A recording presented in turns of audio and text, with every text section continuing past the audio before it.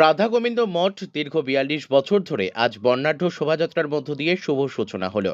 উত্তর চব্বিশ পরগনার বসিরহাট মহকুমা হাসনাবাদ ব্লকের লাউতলাতে দীর্ঘ ৪২ বছর ধরে রণজিৎ দাসের উদ্যোগে এই মাঠ নির্মাণ করেন। এই মঠ দীর্ঘদিন ধরে চালিয়ে আসেন। আজ বর্ণ শোভাযাত্রার মধ্য দিয়ে কয়েক হাজার হাজার ভক্তরা এই বর্ণাঢ্য শোভাযাত্রায় পা মেলায়। তারা রাধা গোবিন্দ মঠের সম্পাদক আনন্দ সরকার তিনি বলেন, আজ বর্ণাঢ্য শোভাযাত্রার মধ্য দিয়ে শুভ সূচনা হয়। কয়েক হাজার ভক্ত এই বর্ণাঢ্য শোভাযাত্রায় পা মেলায়। এদিনে উপস্থিত ছিলেন রাধা গোবিন্দ মঠের সম্পাদক আনন্দ সরকার, কমিটির সদস্য টুসু দাস, কমিটির সদস্য প্রসেনজিৎ দাস, খগেন বিশ্বাস, প্রদীপ দাস, গোপাল সরকার সহ একাধিক ব্যক্তিবর্গ। হাসনাবাদ থেকে প্রদীপ সরকারের রিপোর্ট, বিগ নিউজ বাংলা।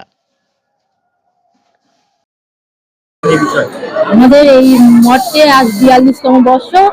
আর স্বর্গীয় রণজিৎ দাস মহাশয়ের পরম্পরায় আমরা এই অনুষ্ঠানটাকে এখনো চালনা করছি। এখানে 5 দিন ব্যাপী অনুষ্ঠান হয়। বহু হাজারে হাজারে ভক্ত এখানে আসেন, আনন্দ করেন।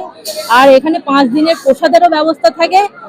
আমাদের এই হাসনাবাদ লাউতলা গ্রামে খুবই একটা খুব ধর্মীয় একটা অনুষ্ঠান। এটা আমরা বাড়িতে সবাই মিলে আনন্দ উপভোগ করি।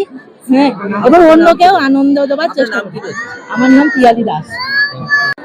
শ্রদ্ধেয় রণজিৎ দাস মহাশয় এই মঠটা প্রতিষ্ঠিত করেন এবং তিনি মারা যাবার পরে এই এলাকার সাধারণ মানুষ, নাগরিক, তারা কমিটির মাধ্যম দিয়ে এই মঠটা পরিচালনা করেন।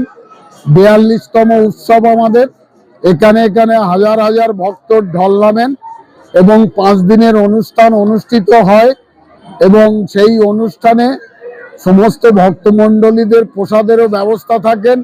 আপনারা দেখছেন আজকের এই শোভাযাত্রায় হাজার হাজার মানুষ পায়ে পায়ে পা মিলিয়ে তারা সামিল হয়েছেন।